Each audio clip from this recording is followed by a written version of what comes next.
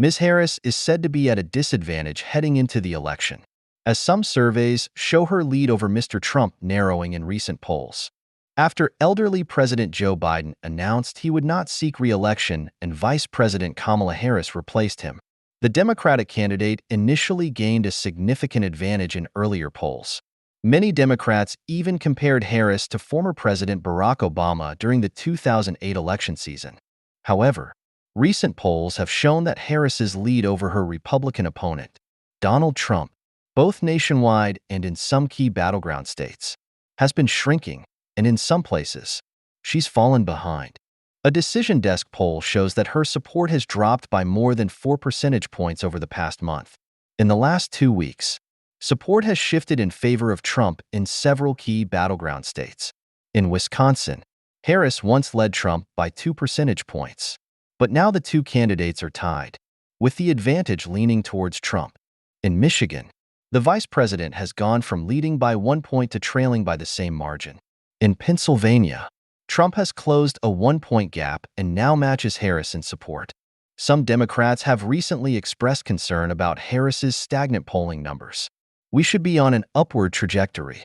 That's the sign of a campaign that's on its way to victory," said a Democratic strategist. Another strategist agreed with this view. "This is not the result we expected with less than 3 weeks until Election Day." "It's worrying," they said. On October 16th, Harris gave her first interview on Fox News, a network considered Trump's home turf. This move was seen as bold, and some believe she would not have done it if her campaign's momentum had been stronger. Former President Obama, who is campaigning for Harris, faced criticism last week for targeting black voters who have not supported the vice president. Obama's tone is seen as reflecting Democratic concerns about this year's election.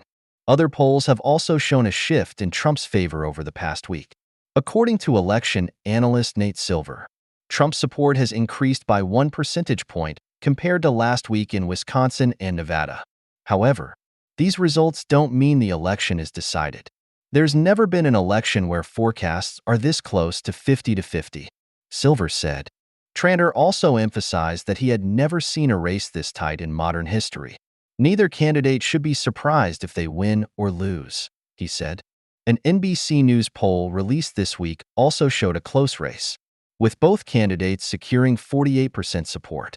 Harris had consistently led Trump by 5 percentage points for a month following the presidential debate. The poll also highlighted a significant shift in voter perceptions of Harris. A month ago, 48% of respondents had a positive impression of the vice president, while 45% viewed her negatively.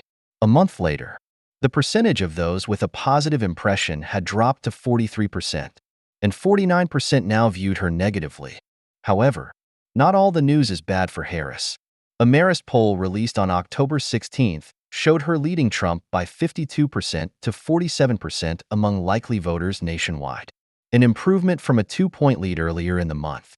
Harris's campaign seemed unconcerned with the poll results. "I rarely look at them," said senior advisor David Plouffe.